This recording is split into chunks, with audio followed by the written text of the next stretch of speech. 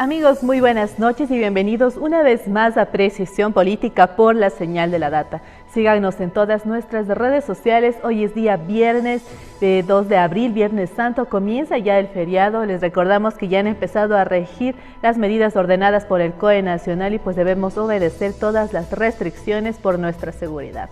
Empecemos con información. El presidente decretó estado de excepción en 8 provincias del Ecuador. Estas son Pichincha, Guayas, Manabí, Azuay, Loja, Santo Domingo, El Oro y Esmeraldas por 30 días. Además, incluye toque de queda en estas provincias desde las 8 de la noche hasta las 5 de la mañana. El toque de queda rige únicamente desde el 2 al 9 de abril. 2 niñas ecuatorianas fueron lanzadas desde el muro fronterizo entre Estados Unidos y México por 2 hombres que huyeron del lugar luego de dejarlas del otro lado del muro. Este hecho fue captado por las cámaras de seguridad y actualmente las niñas de 3 y 5 años se encuentran en buen estado de salud y bajo custodia de la Guardia Fronteriza. Llaman a juicio a 27 personas por incendio del edificio de la Contraloría durante las manifestaciones de octubre del 2019. Decisión que fue altamente cuestionada por la CONAIE. Amigos, empezamos en Precisión Política con el tema de hoy y pues a pocas semanas de que llegue a su fin el periodo de gobierno de Lenín Moreno, ha empezado a organizar todo para finalmente dejar el Palacio de Carondelet. Y pues vamos a empezar viendo qué ha manifestado respecto a su gobierno. Estamos ya a apenas 55 días de terminar nuestra gestión. Estar al frente de este gobierno y puedo decir con gran alegría que dejaremos la casa en orden.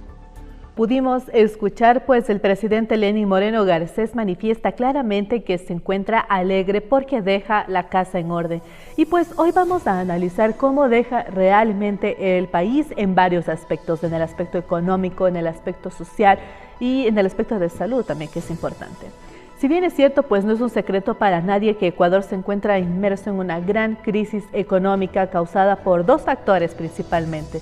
Uno, pues la pandemia y otro, el despilfarro de dinero por parte de los gobiernos de turno, que pues dejaría al próximo gobierno un gran desafío, que es lograr un plan de reactivación efectiva. Y pues ambos candidatos nos han presentado diferentes propuestas, pero veamos cómo se encuentra el Ecuador actualmente. El Fondo Monetario Internacional emitió un informe en el que prevé que en este año haya un decrecimiento económico de al menos 11 puntos porcentuales, pues si no se logra revertir a tiempo. Esto pues hablando de las consecuencias que dejó la pandemia y además pues tomando en cuenta de que Moreno ya heredó un país endeudado. Y pues según análisis lo que se ha estado haciendo de alguna manera es destapar un hoyo para tapar otro, y en este ciclo es en el que se ha mantenido la economía ecuatoriana actualmente. La deuda pública del Ecuador pasó ya a los 57.000 millones de dólares entre diciembre del 2019 y diciembre del 2020, es decir, tuvo un incremento de más de 5.000 millones en tan solo un año. En los últimos años se incrementaron los índices de pobreza y pobreza extrema en Ecuador, llegando a tener 1/3 de toda la población ecuatoriana en pobreza.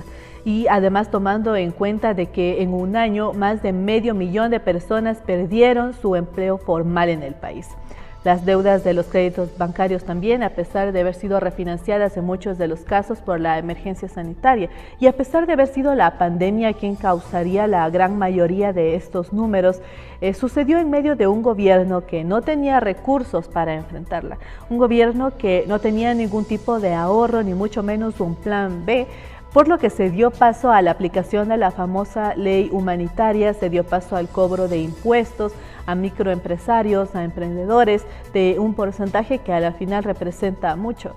Entonces no se puede tapar el sol con un dedo y pues decir que el Ecuador está en orden, y eso solo tomando en cuenta el ámbito económico. Aparte de eso, pues tenemos el ámbito de la salud, y la pandemia lo que hizo fue sacar a relucir las debilidades del sistema de salud pública del Ecuador. la incapacidad de los ministros que han ido abandonando sus puestos, la ética además que hemos visto que tiene el gabinete del presidente, deja un sistema de salud totalmente colapsado. No ha llegado a vacunar ni siquiera al 1% de la población ecuatoriana, sin tener tampoco una organización certera del proceso, y eso ya lo ha dejado más que claro tanto el mismo presidente como el nuevo ministro de Salud, que ni a él mismo se le ha hecho llegar los datos necesarios. Si se compran vacunas, pero no se sabe en total cuántas se han aplicado y pues de qué orden se está hablando en el ámbito de la salud. No existe una estabilidad dentro del gabinete, pues en todos sus 4 años de gobierno de Lenín Moreno han desfilado alrededor de 90 ministros en diferentes áreas y a varios de ellos con juicios políticos. Amigos, vamos a un pequeño corte y regresamos con más de Precisión Política. Quédese en la señal de la data.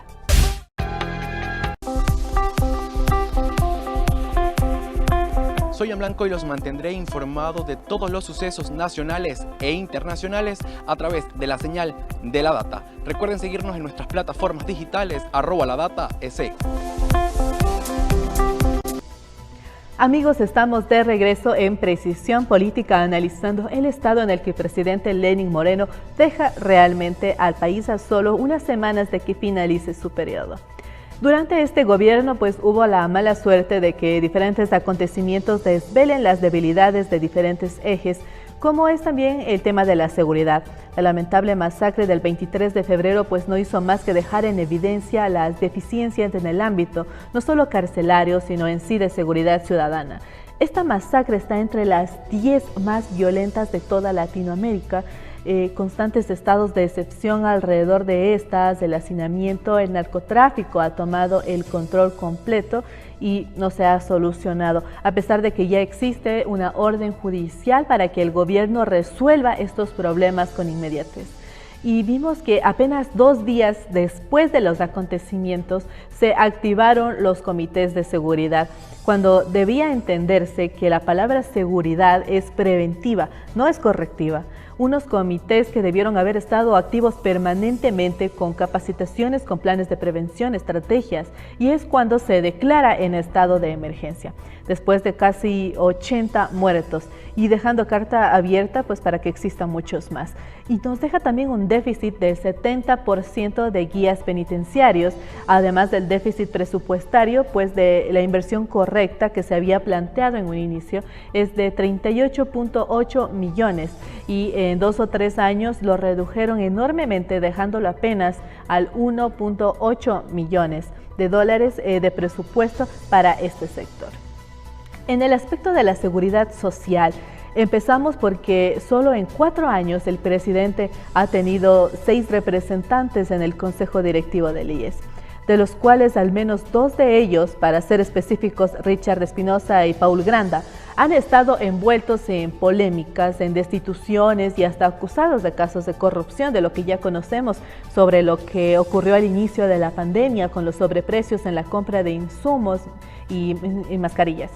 Por lo tanto, el próximo gobierno tendrá un reto de venir a resolver grandes y evidentes problemas de institucionalidad, de carencia de independencia política en las decisiones que se adoptan, además de unas necesarias reformas a la ley de contratación pública para esta institución. Además, es necesario aumentar la cobertura y mejorar la calidad de los servicios de salud, que es un verdadero dolor de cabeza para los ciudadanos y que al fin y al cabo se está pagando por un servicio. Y pues también deben tener un verdadero plan de sostenibilidad de los fondos de seguro social para poder estar en capacidad de cubrir gastos de invalidez, de vejez y demás efectivamente. Este y más es el desorden que queda en casa.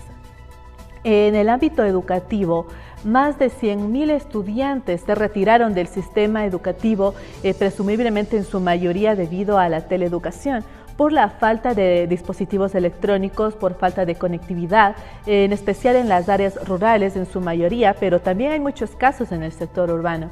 Y pues poco o nada se ha hecho para solucionar problemas de conexión por parte del gobierno. La mayoría de medidas se han realizado gracias a gestiones de los propios municipios, quienes incluso con déficit de recursos económicos han intentado combatir este problema.